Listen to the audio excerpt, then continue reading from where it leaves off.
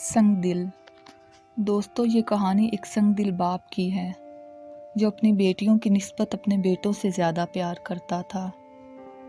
یوسف آج پھر کام سے دیر سے آیا، البتہ وہ اپنے بیٹوں کے لیے کھلونے لانا نہیں بھولا۔ اب وہ انہیں کھیلتے دیکھ کر خوش ہو رہا تھا، کبھی کبھی ان کے ساتھ کھیلنے خود بھی لگ جاتا۔ فائزہ جو کھانا پکانے میں مصروف تھی، اچانک اس کی نظر اپنی بیٹیوں عشا اور فجر پر پڑی، جو حسرت بھری نگاہوں سے باپ اور بھائیوں کو دیکھ رہی تھی۔ فائزہ اتنی دور بیٹھ کر بھی ان کی آنکھوں کے آنسو دیکھ سکتی تھی۔ فائزہ کے دل میں یوسف کے ناراضگی کے جذبات ابھرے اور وہ جلدی جلدی کام کر کے یوسف کے پاس گئی اور پوچھنے لگی، عشا اور فجر کے لیے کیا لائے ہو؟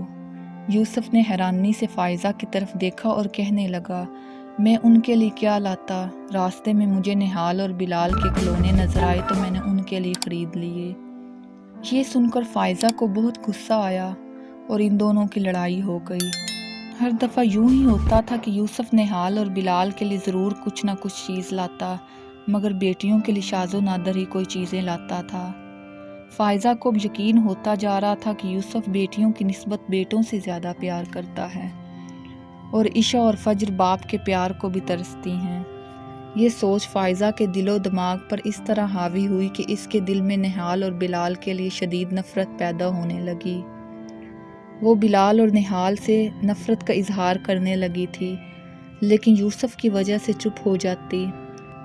یوسف فائزہ کے اس رویے سے سخت پریشان تھا۔ اس کو سمجھ نہ آتی فائزہ بچوں کے ساتھ ایسے کیوں پیش آتی ہے۔ فائزہ کے دل میں خیال آتا، اگر نہال اور بلال نہ ہوتے تو یوسف اپنی ساری توجہ اور محبت عشا اور فجر کو دیتا۔ اب وہ ہر وقت یہی سوچتی رہتی اور ہر کام غائب دماغی سے سر انجام دیتی۔ فائزہ کی مسلسل غائب دماغی کی وجہ سے یوسف نے اس سے بہت دفعہ بات کی کہ ایسا کیا مسئلہ ہے جس کی وجہ سے وہ پریشان ہے۔ وہ ہر دفعہ بات ٹال دیتی۔ ایک دن یوسف کام سے گھر واپس آیا تو اسے گھر کی فضا میں عجیب و وحشت محسوس ہوئی۔ اس کی دنیا لٹ چکی تھی۔ وہ صبح صحیح سلامت نہال کو چھوڑ کر گیا تھا اور اب ذہن میں وہ مردہ حالت میں پڑا تھا۔ سب سے حیران کن بات یہ تھی کہ فائزہ کی آنکھوں میں غم کی بجائے ایک وحشت تھی۔ ابھی وہ اس صدمے میں ہی تھا کہ چند مہینوں بعد یوسف کو اپنے 4 سالہ بیٹے بلال کی اچانک موت کی خبر ملی۔ یوسف کو یقین ہی نہیں آ رہا تھا کہ اس کے دونوں بیٹے اب اس دنیا میں نہیں رہے۔ وہ ہر وقت اسی صدمے میں پڑا رہتا۔ وہ فائزہ کو بڑے پیار سے سمجھاتا، لیکن فائزہ پہ کسی چیز کا اثر نہ ہوتا۔ فائزہ کی حالت اب دن بدن بگڑتی جا رہی تھی۔ یوسف نے اس کا کافی علاج کروایا مگر بے سود رہا۔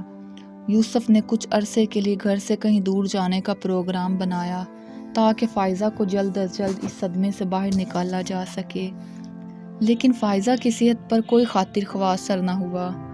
ایک روز فائزہ سوچوں میں گم تھی۔ یوسف کافی دیر سے اسے نارمل کرنے کی کوشش کر رہا تھا۔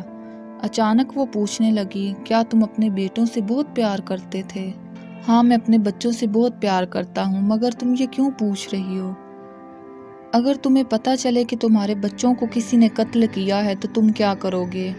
یوسف نے کہا، میں 1 منٹ بھی نہیں سوچوں گا اور ویسے ہی اس کا قتل کر دوں گا جس نے میرے بچوں کو قتل کیا ہے۔ اس روز کے بعد فائزہ مزید ذہنی دباؤ کا شکار ہو گئی۔ اب وہ حزیاتی کیفیت میں اپنے بیٹوں کو یاد کرتے ہوئے ایسے باتیں کرتی جس سے یوسف کے دل میں پھر شک پیدا ہونے لگتا۔ ایک دن یوسف معمول سے جلدی گھر آ گیا۔ فائزہ ایک اونچے ٹیلے پر بیٹھی ادھر ادھر دیکھ رہی تھی۔ اچانک اس کی نظر عشا اور فجر پر پڑی۔ وہ اپنے باپ کے ساتھ کھیلنے میں مصروف تھی۔ یہ دیکھ کر فائزہ کو خوشی محسوس ہوئی، ساتھ ہی ساتھ اسے بیٹوں کی شدید کمی بھی محسوس ہوئی۔ اسے ہر جگہ نہال اور بلال کی آوازیں اور شعلے نظر آنے لگے۔ اسے اپنا دماغ پھٹتا ہوا محسوس ہوا، اس کا سانس بند ہونے لگا۔ یوسف کی نظر اچانک فائزہ پر پڑی۔ اس کی بگڑتی حالت دیکھ کر یوسف اس کی طرف لپکا، لیکن فائزہ کے الفاظ نے اس کے قدم جما دیے۔ میں نے اپنے بچوں کو مار ڈالا، قتل کر دیا میں نے اپنے بیٹوں کو۔ یوسف نے نفرت بھری نگاہ فائزہ پر ڈالی اور پوچھا، تم یہ سب کیسے کر سکتی ہو؟ تم نے اپنے ہاتھوں سے ہی اپنے بچوں کو قتل کر دیا؟ تم کیسی ماں ہو؟ تم کو ماں کہلانے کا حق نہیں۔ کوئی ماں اس حد تک ظالم نہیں ہو سکتی۔ تم نے ایسا کیوں کیا؟ یہ سب کچھ میں نے اپنی بیٹیوں کے لیے کیا ہے۔ تم ہر وقت نہال اور بلال سے محبت کرتے تھے۔ عشاء اور فجر کی تمہیں کوئی پرواہ نہ تھی۔ یہ سن کر یوسف مزید آگ بگولا ہو گیا۔ جیسے میرے لیے بلال اور نہال تھے ویسے ہی عشاء اور فجر تھیں۔ فرق میں نے نہیں کیا، فرق تمہاری سوچ میں تھا۔ تم ایک نفسیاتی مریضہ بن چکی ہو۔ میں اور میری بیٹیاں اب مزید تمہارے ساتھ نہیں رہ سکتی۔ آج تم نے اپنے بیٹوں کو اپنی بیٹیوں کے لیے مار دیا، کل تم اپنی بیٹیوں کو کسی اور کے لیے مار دو گی۔ میں فجر اور عشاء کو لے کر ہمیشہ ہمیشہ کے لیے تمہاری دنیا سے، تمہاری زندگی سے دور چلا جاؤں گا، اور اب تمہاری سزا کا فیصلہ عدالت کرے گی۔ وہ فائزہ کو روتی چیختی چھوڑ کر بچیوں کے ساتھ اور بچیوں کے پاس چلا گیا۔